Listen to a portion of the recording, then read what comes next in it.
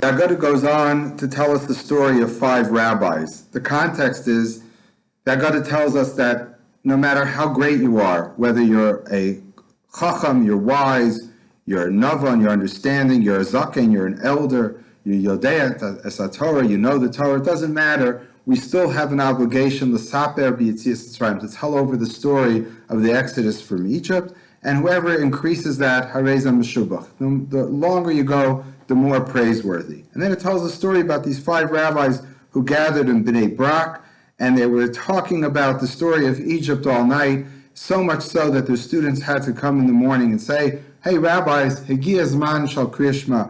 The time for the saying the Shema in the morning light has come, the Seder is over, you gotta go home, go to sleep, or daven shacharis and then go to sleep. I want to just focus on the figure of Rabbi Akiva, and I'm going to go off on a little tangent. Rabbi Akiva is one of my favorite rabbis in the Mishnah and Talmud. There's many stories of Rabbi Akiva. I want to just tell you one small story. There's one Mishnah in the Tractate Chagiga that tells us that Arba Nichnas L'Pardes. There was 4 who entered Pardes, who entered paradise. And there's an argument amongst the commentaries, what does it mean, paradise? It could be they were philosophers, they might have been mystics. It doesn't matter for our discussion right now. All I want to tell you is that Rabbi Akiva was the one that it says was nichnas b'shalom v'yatsa b'shalom. He entered in peace and he left in peace.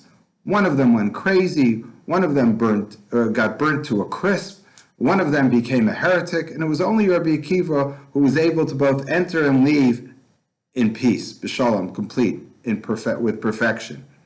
And the way I like to understand that is Rabbi Akiva, in other stories in the Talmud, is depicted as a modern day, at least in that time, a modern day Moses. So much so that there's a story in the Talmud where Moses, in a vision, goes to the study hall of Rabbi Akiva, and he sits in the back row, listening to Rabbi Akiva tell the stories, discuss the halachas of the Torah, the laws of the Torah, and Moshe says, I don't even understand what he's talking about. Rabbi Akiva is so great, he's talking about the Torah in a way that even I, who received the Torah and gave it to the Jewish people, don't understand. It's a very interesting story.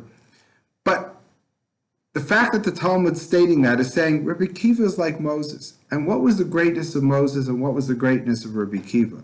The greatness of Moses was his ability to go up to Mount Sinai, to be with God, to be the greatest prophet that ever lived, to be able to go up into what appeared from the ground as a fire. It looked like smoke from the ground.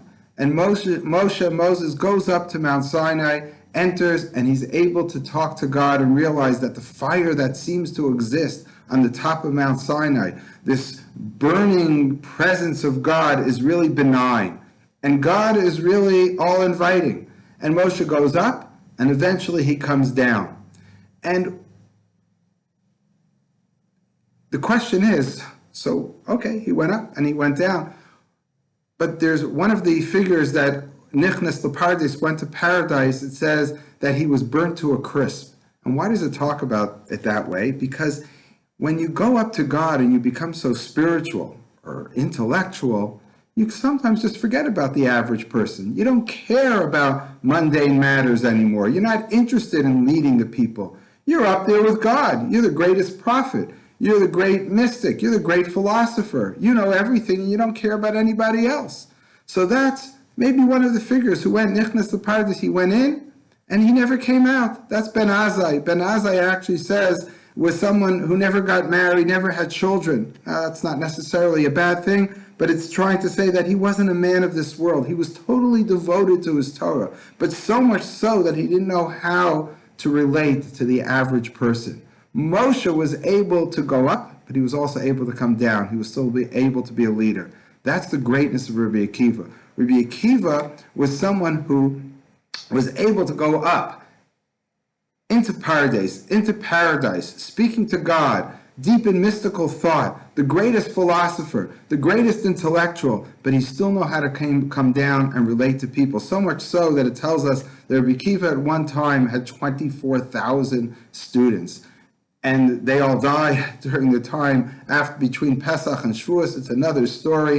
But even then, he didn't give up. He then took another 5 students, and from there, those 5 students had other students, and the Torah was not lost. Rabbi Akiva was not one who gave up on people. He didn't give up on life. He didn't give up on the average guy who you can't relate to. He realized that no matter how great he was, no matter how great a prophet is, or a Talmud Chacham, a scholar you are, you still have to be able to relate to the people. That's a true leader, and that's what Rabbi Akiva represents.